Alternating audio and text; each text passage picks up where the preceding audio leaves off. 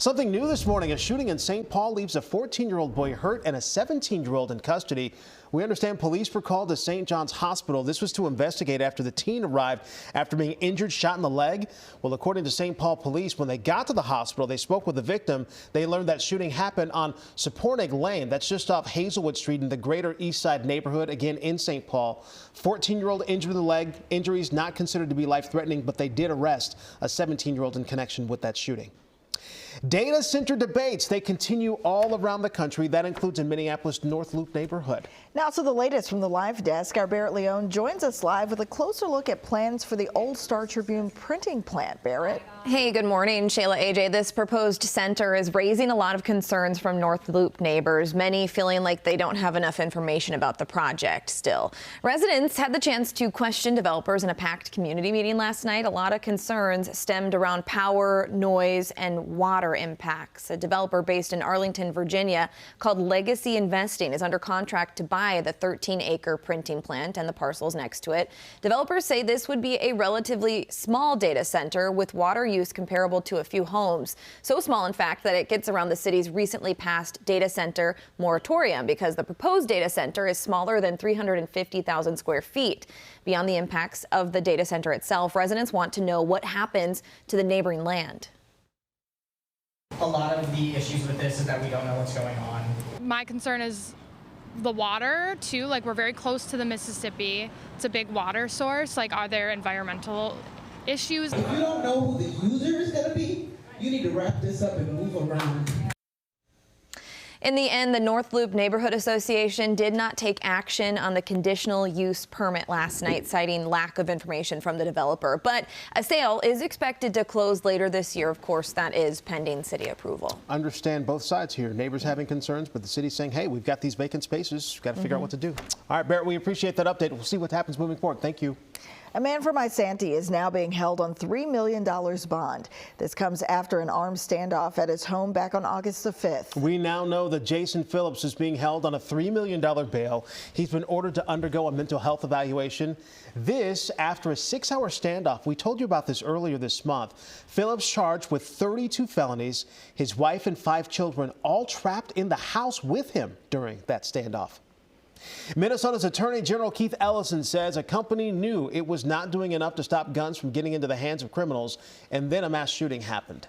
So Ellison is now releasing new documents to back up his allegations. In 2022, Ellison sued Fleet Farm for selling at least 37 guns to straw purchasers. They're people who purchase guns, then sell it to someone who's not able to buy one themselves. In 2021, someone used one of those guns, sold to a straw purchaser at Fleet Farm in a deadly shooting at the Truck Park Bar in St. Paul. Markeisha Wiley died in that shooting. Her parents stood alongside the Attorney General as he spoke yesterday. After the shooting, Fleet Farm agreed to $1 million settlement and the release of a trove of documents. When the next set of wrongdoers comes along, these archives can make sure that they can't pass themselves off as honest. We'll have enough sunlight to make sure there's nowhere new for them to hide.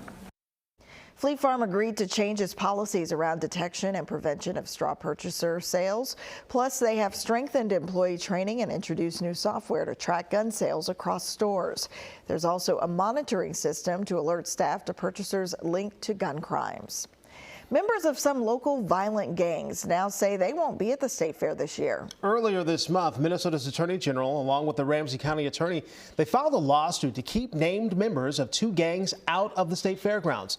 The lawsuit claims one of the gangs took to social media recently to promote what they call the biggest battle of the summer at the fair. Now we've learned 6 members, 3 from each gang, have agreed to steer clear of the fair. Developing overnight, President Trump announced a, quote, crushing economic operation against Iran, threatening tremendous consequences for governments and entities propping up Tehran during the ongoing conflict. CBS News' Jared Hill tells us efforts toward peace continue to stall there. The president is now shifting his focus to the Korean Peninsula, announcing plans to meet with the leader of North Korea later this year. President Trump is teasing a possible meeting with North Korean dictator Kim Jong-un later this year. He likes me, and I just got along with him very good. The two met 3 times about denuclearization during Trump's first term, with essentially no results. The country's since expanded the program. He has 57 very powerful nuclear weapons. But South Korea estimates that number could be even bigger, possibly as many as 80 to 120 nuclear weapons. President Trump's focus on North Korea comes after he ordered the Pentagon to scale back joint military exercises with South Korea. The president citing his good relationship with Kim Jong-un, while also slamming South Korea for not helping the U.S. in its war with Iran. I was not happy when South Korea said, no, they're not interested in helping us with the Hormuz Strait. Overnight, President Trump declared a, quote, economic D-Day on Iran, announcing a crushing economic operation on social media to slap sanctions on any country or entity that extends any type of lifeline to the country. We have very draconian sanctions, and we'll see what happens. But for Canada, an economic breather. I think it's a very good deal for both parties. It's great for our farmers. The president placed a 3-day pause on planned 50% tariffs on some Canadian goods, pointing to progress towards a broader trade agreement. Jared Hill, CBS News. The delay on those Canadian tariffs runs out after midnight Saturday, pending the finalization of documents. Canada's Prime Minister Mark Carney reacted to the pause with a statement saying, quote, substantial progress has been made, although there is still important work that needs to be done.